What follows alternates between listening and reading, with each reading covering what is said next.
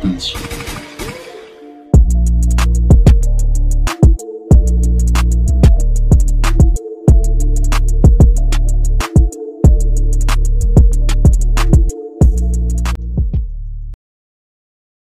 Honda Wave RSX 110 Fi. Nitong July 29 is inilabas nga po ni Honda dito sa ating bansa ang new Honda Wave RSX 110 Fi. Bakit nga ba nasabi na isa ito sa pinakamatipid na motor? Pagdating kasi guys sa ganyang gas consumption dahil meron nga itong 67.8 km per liter. Kaya talagang makakaasa tayo na ang motor na ito is pwede para sa mga gusto mag-delivery rider, sa mga kababayan natin na gagamitin service para sa trabaho o sa rider na single na gusto lang mag-andwin. Tsaka sulit na talaga ang new Honda Wave RSX 110. Doon pa lang kasi guys is panalo na doon pa lamang sa kanyang gas consumption. Kaya makikita mo talaga na pinakamasulit na talaga itong motorsiklo na ito. Kumbaga kung pagbabasihan mo si Sight 115 ng Yamaha, kung di mo tipo ang itsura nun, pwede sa'yo ang looks ng Wave RSX 110cc. Kumbaga parang pinapakita lamang po dito na meron tayong choice kung ano ang ating pipiliin. Kamusta naman sa kanyang engine specs? Well, meron nga itong 109 cubic centimeter engine displacement, naka 4-stroke, single cylinder, single overhead cam with 2 valves, naka air-cooled at ginamitan nga to ng new technology ni Honda na PGM-FI. Kaya talagang lalong tumipid sa gasolina ang new Honda Wave na RSX 110 Fi. Kasi isipin mo yung mga carb type nga na mga Honda, antitipid na nga eh. What if pa na gawin pang Fi? Panalo talaga. Huwag lang talaga yung mga Wave na mga kargado. Okay. Pas ako dyan, boss. At sa kanya namang power output is kaya niya ngang magbigay ng 6.46 kilowatts at 7,500 RPM. At meron siyang maximum torque na 8.7 Nm of torque at 6,000 RPM. Sa power output niya guys, kitang-kita na pwede ito sa mga beginner na rider. And syempre ito is naka semi-automatic gearbox. Kaya talagang pwede ito sa mga newbie na rider o sa mga mag-aaral pa lang mag-drive ng motorcycle. At pagdating naman sa kanyang fuel tank capacity, meron itong 4 liters fuel tank capacity na di na masama para sa ganan katipid na motor. Okay na din na ganan lang ang kanyang fuel tank capacity. Bumawi naman sa kanyang gas consumption na talagang sulit na sulit. And syempre, meron pa din to guys na maliit na under seat compartment na pwede mo ilagay ang maliliit mo na gamit katulad ng mga tools at iba pa.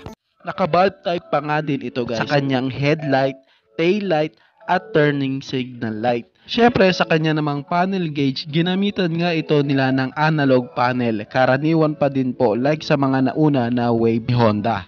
Makikita nga natin dito ang iba't ibang information katulad ng kanyang turn signal indicator, fuel gauge indicator, gear indicator, speedometer, odometer, headlight icon at pagdating naman sa kanyang susian, ito nga is naka-integrated na po. Ito dahil sa magkasama na dito ang susian ng upuan, meron na ding lock para masarado ang susian para di mapagtripan. Kung pag-uusapan naman natin ang kanyang suspension, naka-ordinary telescopic fork sa unahan at naka-dual shock absorber naman sa likuran. At sa kanyang sukat ng gulong, sa unahan ito is naka 70 by 90 by 17 at likuran naman is naka 80 by 90 by 17 naman. And ito nga is naka rim spokes at tube type pa din po siya. Sa kanya namang braking system, meron nga itong dalawang variant. Meron ngang naka disc brake sa unahan at drum brake sa likuran at meron namang same na po na naka drum brake. Ang Wave RSX 110 Fi guys is meron pong naka mags type. Sad to say is di nga po ito nilabas dito sa atin ang naka mags type, pero malay natin ilabas na din to dito lalo na kung papatok ang motor na to dito, and malabo na di papatok ang motor na to dito dahil sa sobrang sulit naman talaga nito. Pag-usapan naman natin ang kanyang seat height. Meron nga itong taas na 760mm na taas na pwedeng-pwede para sa mga rider na average height ng Pinoy. Saktong-sakto lang talaga ito. Pwedeng-pwede para sa mga beginner. At meron nga siyang ground clearance na 135mm at may bigat na 99kg. At kung pag-uusapan naman natin guys ang kanyang looks, kita talagang ibang-iba na nga ang itsura nito sa mga naunang wave na inilabas ni Honda. Makikitaan mo talaga ito ng pagka-aggressive looking, lalo na sa part ng kanyang sidings na merong dalawang maliit na parang winglet na sobrang unique din talaga, at sa mga pulido na pagkakagawa ng kanyang bodyworks. Kaya talagang sulit na sulit talaga ang motorcycle na ito. At kung pag-uusapan nga natin ang kanyang presyo, dahil nga sa dalawang variant nga ito magkaiba nga din po ang kanilang presyo. Doon nga sa same boat drum brake, mabibiling mo nga ito sa halagang 61,900 pesos. At doon naman sa variant na naka-disc brake sa unahan at naka-drum brake naman sa likuran, ito nga is mabibili mo sa halagang 64,900 pesos. Kaya sa presyo niya guys, kita din talaga na napakasulit at pwedeng-pwede ito para sa mga beginner na mga rider na magde-delivery rider and daily use commuter. Talagang sulit na sulit ang motor na ito, ang Honda Wave RSX 110 Fi.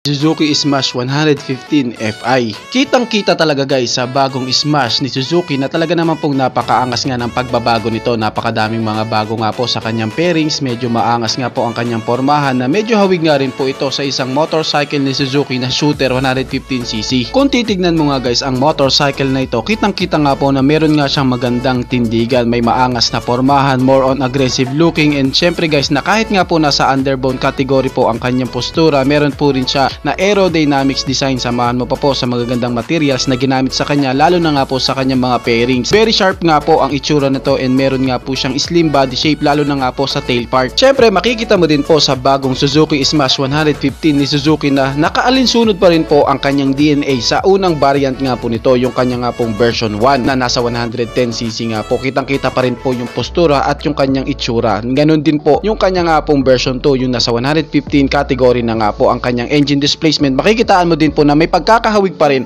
ang bagong version nga po ng Smash 115 ni Suzuki, na kahit nga po ito upgraded na and maraming nagbago sa kanyang itsura, makikita mo pa rin ang pagka-DNA nito simula sa simula. Kilala nga po ang brand na Suzuki guys na meron talagang mga kalidad na motorcycle na nilalabas, yung tipong talaga naman pong pinapakita ng Suzuki na talagang the best nga po bawat motorcycle na nilalabas nila. Kahit nga po ito is nasa engine displacement lamang na maliliit, hindi lang sila guys nagpo-focus sa mga malalaki nilang engine displacement na mga motor. Kahit nga po small engine displacement lang ang motor na ilalabas nila, talaga pinapakita po ni Suzuki na the best at may kalidad ang kanilang mga gawa. Dito sa Pilipinas guys, madami naman po talaga sa ating mga kababayan ang nag-aabang na ilabas na nga po ni Suzuki ang Suzuki Smash 115 Fi dito sa Pilipinas, dahil sa alam naman natin guys na ang ating lugar ay napaka-traffic din po talaga. Kaya din po isa sa nakakapagpalakas nga po ng gas consumption ang traffic situation. And syempre guys, alam naman natin na kapag naka-fuel injected na ang isang motorcycle, makakaasa tayong meron itong matipid na gas consumption. Kaya nga po itong Suzuki Smash 115 Fi ni Suzuki is talaga namang inaabangan na ilabas na dito, pero ito nga guys is finally na andito na sa Pilipinas at available na nga po sa atin. Kahit nga po malaki ang mga pagbabago ng bagong Smash 115 Fi ni Suzuki, ito nga guys is abot kaya lamang din po ang kanyang presyo, kumbaga pang masa pa rin, kahit nga po sa marami din ang nagbago sa kanya. At dahil sa available na nga po ang Smash 115 Fi ni Suzuki dito sa Pilipinas, ano nga ba ang dapat nating abangan sa kanya? Gaano nga ba ito kasulit at kung magkano nga ba ang kanyang presyo? Yan nga po ang ating pag-uusapan. Atin nga pong alamin ang engine specs ng Smash 115 Fi nga po ni Suzuki. Ito nga guys is meron nga pong 113 cubic centimeter engine displacement, naka 4-stroke, naka single cylinder, naka single overhead cam with 2 valves. And pagdating nga po guys sa kanyang fuel system, yes po, siya nga po is naka fuel injected na, kaya makakaasa nga po tayo na meron siyang matipid na gas consumption. Alam nyo ba guys na ang kanyang gas consumption is kumukonsumo ng 68 to 70 km per liter. Depende pa po yan sa road condition. Pero guys, can you imagine that? Yung 68 km per liter guys, napakatipid na po niyan na gas consumption para sa isang underbone. Meron nga po siyang sukat na 51mm by 55.4mm sa kanyang bore and stroke. At pagdating naman po sa sukat ng kanyang compression ratio, meron nga po itong sukat na 9.4:1. Pagdating naman po sa kanyang fuel tank capacity, meron nga po itong fuel tank capacity na 3.7 liters, and meron nga po siyang wet weight guys na bigat na 94 kg. At pagdating naman po guys sa kanya naman pong transmission, meron nga po itong smooth na 4-speed transmission. Pagdating nga guys sa kanyang mga ilaw, ito nga po is naka-halogen type pa rin. Ito nga po ang isa sa nakita kong downside sa kanya. Mas maganda sana kung ginawa na nga pong LED kahit yung kanyang headlight man lamang. Ganun pa rin guys, siya po is naka-halogen type pa rin at ang kanya nga pong panel gauge is naka-analog gauge pa rin. Same pa rin po sa dati. Ngayon guys, pag-usapan naman po natin ang kanyang mga dimension. Pagdating nga po sa kanyang seat height, meron nga po itong sukat na 745mm. Friendly nga po ang kanyang height na pwede din po talaga sa mga lady rider natin at talagang sukat na sukat nga po ang height na ito para sa mga Pinoy. Pagdating naman po sa kanyang ground clearance, meron nga po itong sukat na 145mm and ang kanya nga pong wheelbase is may sukat nga po na 1220mm. Ngayon guys, dumako naman tayo sa sukat ng kanyang mga gulong. Sa unahan nga po, meron nga po itong sukat na 70x90x17 at sa likuran naman is may sukat nga po na 80x90x17. Pagdating nga guys sa kanyang braking system, naka-disc brake nga po ang unahan nito and naka-drum brake po ang braking system nito. Doon nga po sa naka-mugs type, pero doon nga po sa spokes wheel version, siya nga po is naka-same drum brake ang kanyang braking system. Ngayon guys, pag-usapan naman po natin ang kanyang mga suspension. Sa unahan nga po, naka-ordinary telescopic fork nga po ang kanyang suspension and meron naman po siyang dual shock absorber naman ang kanyang suspension sa likuran. Pagdating nga guys sa kanyang electric system, siya nga po is electric push start and meron nga po siya guys na emergency kick start. Ngayon guys, dumako naman po tayo sa kanyang power performance. Pag-usapan nga po natin ang kanyang maximum power and ang kanyang maximum torque. Pagdating nga guys sa kanyang maximum power, meron nga po itong 9.3 HP at 7,500 RPM and meron naman siyang maximum torque na 9.10 Newton meter of torque at 6,500 RPM. At para nga po sa power performance na yan guys, makikita talaga na hindi ka talaga mabibitin para sa isang simpang simulang motorcycle. Talaga nga pong sulit na sulit ang performance na yan para sa beginner bike. Sulit na sulit at hindi ka mabibitin, lalo na nga po sa kanyang maximum torque na meron nga pong 9.10 Newton meter of torque at 6,500 RPM na talagang ibibigay po nito ang hatak na hahanapin mo. At dahil sa available na nga po ang new Suzuki Smash 115 fuel injected ni Suzuki dito sa Pilipinas, pag-usapan naman po natin ang kanyang presyo. Talaga bang sulit ito at hindi ba talaga tumaas ang kanyang presyo para sa isang 115cc na motorcycle? Pagdating nga po sa mugs type na variant guys, nagkakahalaga nga po ang kanyang presyo sa halagang 71,400 pesos. Yun po yung kanyang presyo doon sa mugs type. Pagdating naman po sa spokes wheel variant, ang kanya naman presyo is nagkakahalaga ng 66,400 pesos. Kaya makikita talaga guys na ang bagong Suzuki Smash 115 na naka-fuel injected na po is abot kaya pa rin po ang kanyang presyo. Para nga po sa presyo na 71,400 pesos guys sa mags type, talagang sulit na sulit ito. Samahan mo pa sa kanyang braking system na naka-disc brake po sa unahan. Kaya kung naghahanap ka ng motor na meron nga pong matipid na gas consumption tapos meron aggressive looking na talaga namang formang hindi din talaga magpapahuli, I recommend this bike guys para sa inyo. Dahil isa sa talaga namang napaka sulit po na motorcycle ito na available na dito sa Pilipinas na pwede nyo nang mabili. Meron nga pong bodyworks na talaga naman pong napakasulit kahit nga po sa kalit-litang detalye ay napakapulido po ng pagkakagawa. Samahan mo pa sa aggressive looking and aerodynamics design.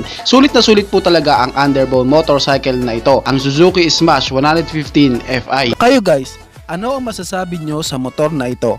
Paki-comment naman ang inyong reaksyon. Maraming salamat po. Bago matapos ang video na to guys, baka pwede naman napahingin ng isang like mula sa inyo bilang pagsuporta sa ating munting video. Maraming salamat po. So pwede mo na rin i-share para din malaman ng iba nating mga ka-rider. Sa tingin ko guys is dito ko na lamang po tatapusin ang ating vlog. I hope na nag-enjoy kayo sa aking hinandang video para sa inyo. Pinasisigla ko din kayo guys na i-subscribe ang aking YouTube channel. I-click mo na din ang notification bell para maging updated kayo sa mga susunod na i-upload ko. So dito ko na lamang po tatapusin. Maraming salamat po. Ichi Boy. Thank you.